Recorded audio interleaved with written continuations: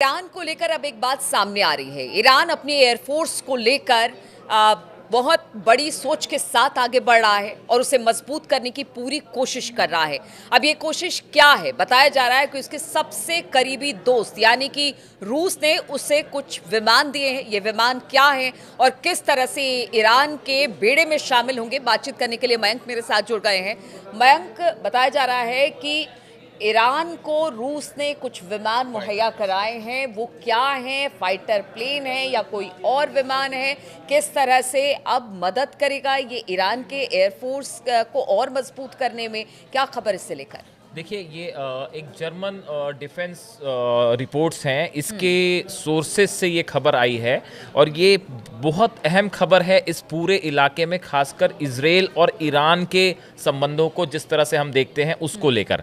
देखिए, इस रिपोर्ट्स में दावा किया गया है कि रूस ने अपने कुछ Sukhoi 35 Su-35 fighter jets Iran को सौंप दिए हैं। ये बहुत बड़ी खबर है। देखिए, इस रिपोर्ट में दावा किया गया है कि रूस के पूर्वी इलाके में कॉमसोमोल्स्क ऑन अमूर एयरक्राफ्ट प्रोडक्शन एसोसिएशन है।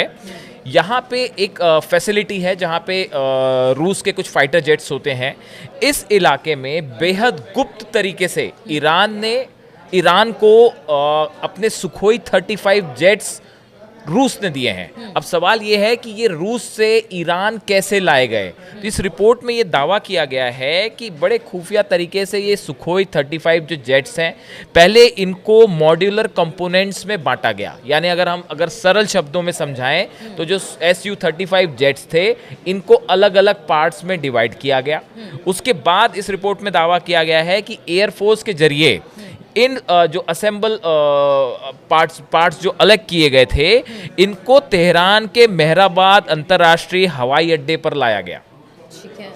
रूस में पहले आपने फाइटर जेट्स को अलग किया, उसके पार्ट्स को, उसके बाद उसे तेहरान के मेहराबाद अंतर्राष्ट्रीय हवाई अड्डे पर लाया गया और फिर उसके बाद हमादान एयरबेस में पहुंचाने के बाद इस फाइटर जेट्स को असेंबल कर लिया गया और फिर से इसे सुखोई Su-35 में बदल दिया गया।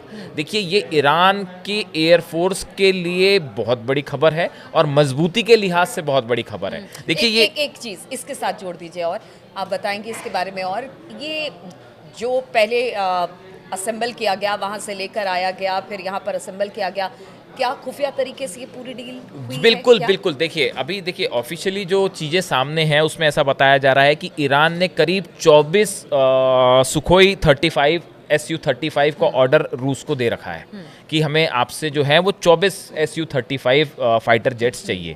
ये ऑर्डर ईरान ने रूस को दे रखा है। लेकिन इसी बीच ऐसा बताया जा रहा है कि देखिए, जिस तरह से इजराइल की तरफ से थ्रेट्स हैं लगातार ईरान को, या इस तरह की खबरें आ रही थी कि अमेरिका जो है वो B-2 बॉम्बर्स से हमले कर सकता है, इस लिहाज से ऐसा बताया जा रहा है कि ऑलरेडी इस डील को कंप्लीट होने के पहले जो ऑर्डर ईरान ने दिया है, इसको कंप्लीट करने के पहले ही रूस मजबूती से ईरान के साथ आके खड़ा हो गया है और बेहद गुपचुप तरीके से ये सुखोई 35 की एक खेप ऑलरेडी वहां पे पहुंचाई जा चुकी है ईरान को। अच्छा। और देखिए, ये जिस तरह से ये जर्मन एक रिपोर्ट है, इसमें ये जो दावा है ये बेहद सनसनीखेज है कि आप सुखोई 35 को जिस तरह से इसमें बताया गया है कि इसमें मॉड्यूलर कंपोनेंट्स में पहले उसको बांटा गया, फिर उसको अपलोड करके ईरान पहुंचाया गया और फिर वहां पे जो है हमादान एयरबेस में उसको फिर से असेंबल कर लिया गया।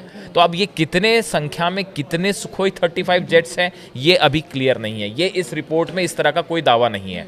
लेकिन अगर देखिए, ये खबर जैसी है, अगर इसे हम सच माने कि सुखोई 35 जेट्स ऑलरेडी ईरान के पास पहुंच चुके हैं, तो ये इजराइल के लिए एक बहुत बड़ी चुनौती होने वाली है। देखिए, इजराइल की जो एयरफोर्स है, उसमें जो F-16 प्लेन्स हैं, उसको काउंटर करने में ये सुखोई 35 Su-35 जेट्स बेहद अहम साबित हो सकते हैं।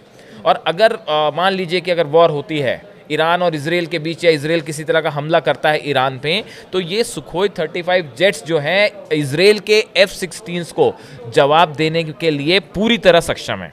देखिए, ये जो सुखोई 35 जेट हैं, ये 4.5 जनरेशन का एयरक्राफ्ट माना जाता है और इसमें बेहद आधुनिक मिसाइल्स लग सकती हैं, लॉन्ग रेंज मिसाइल्स लग सकती हैं और ये एयर टू एयर और एयर टू सरफेस दोनों पे अटैक कर सकता है। इस लिहाज से जो इजराइल की एयरफोर्स है उसे काउंटर करने में ये बहुत अहम रोल निभा सकता है। हमने देखा यूक्रेन वॉर में ईरान ने काफ़ी मदद की रूस की, ड्रोन से मदद की, हथियारों से मदद की।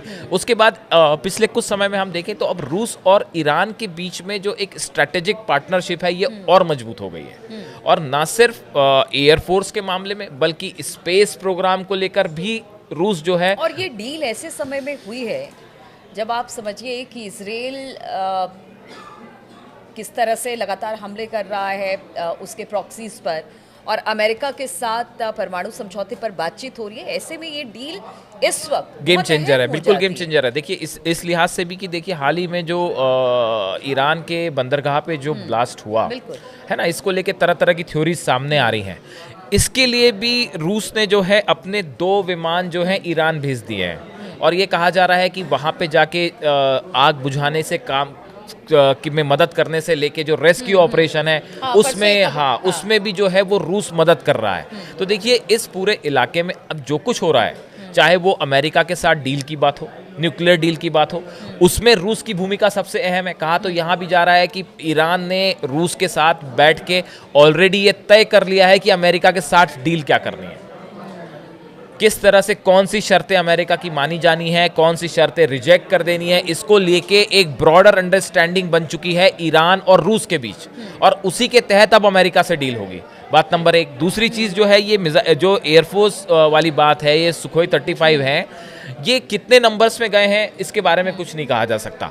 तो देखिए ये प्लेन्स जो है, और इतना ही नहीं, ये भी कहा जा रहा है कि इस्फहान जो इलाका है ईरान का, वहाँ पे ये सुखोई 35 ऑलरेडी डिप्लॉय भी कर दिए हैं ईरान ने। अच्छा। तो देखिए जिस तरह की बात आ रही थी, जो नेतन्याहू कह रहे थे कि ईरान के जो न्यूक्लियर फैसिलिटीज़ हैं उसको डिसमेंटल कर देना चाहिए या उसको उड़ा देना चाहिए, या F-16 से जिस तरह से अटैक किया पीछे हमने देखा इजराइल ने जो ईरान पे हमले किए थे, उसको लेके अब ये सुखोई 35 जेट्स अगर ईरान के पास हैं और वो डिप्लॉय हो चुके हैं, तो ऐसी स्थिति में आप ये समझिए कि अगर किसी भी तरह का हमला अब इजराइल की तरफ से होगा तो उसके F-16 को एक कड़ी चुनौती मिलेगी सुखोई 35 से। तो देखिए कुल मिला के कहानी ये है कि इस पूरे इलाके में ईरान किसी भी तरह से कमज़ोर ना पड़े, इसके लिए पूरी ताकत लगा दी है रूस ने।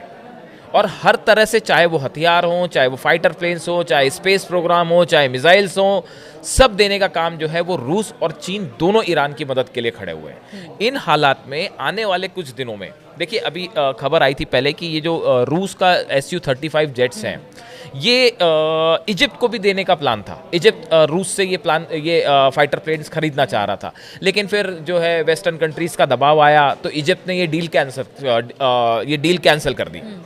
जिसके बाद अल्जीरिया ने, बताया जा रहा है कि 24 प्लेन रूस से अल्जीरिया ने खरीदे हैं, फाइटर जेट्स। अच्छा। ऑर्डर दिया है जिसकी पहली खेप ऑलरेडी अल्जीरिया पहुंच भी गई है।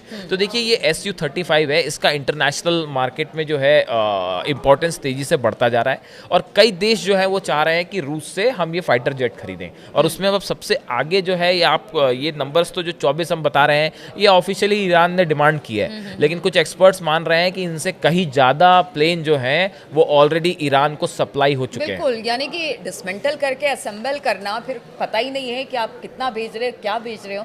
शायद ये भी वजह है, बिल्कुल, कि पता ना चले कि क्या बिल्कुल। तो कुल मिला के जो है बड़े ये जो ईरान और रूस का नेक्सस है, ये जो इनकी स्ट्रेटेजिक पार्टनरशिप है, ये अब मिडिल ईस्ट में देखिए, आप पहले अमेरिका ने कहा कि हम ईरान को किसी भी तरह का जो है वो न्यूक्लियर सिविल राइट नहीं देंगे, अपना प्रोग्राम जारी रखने का नहीं देंगे। हाँ, देखिए ये इस तरह की बात जो है वो अमेरिका से कही गई, लेकिन जिस तरह से रूस मदद को सामने आया ईरान के, उसके बाद ईरान ने अपनी इस न्यूक्लियर डील में अपनी शर्तों को बड़ी बेबाकी से सामने रखा है, और ईरान इस बात को अच्छे से जानता है कि रूस हर मौके पे उसके साथ खड़ा हुआ है। और ये इसका एक और एग्जांपल है, जिस तरह से रूस एयरफोर्स की मदद कर रहा है ईरान की।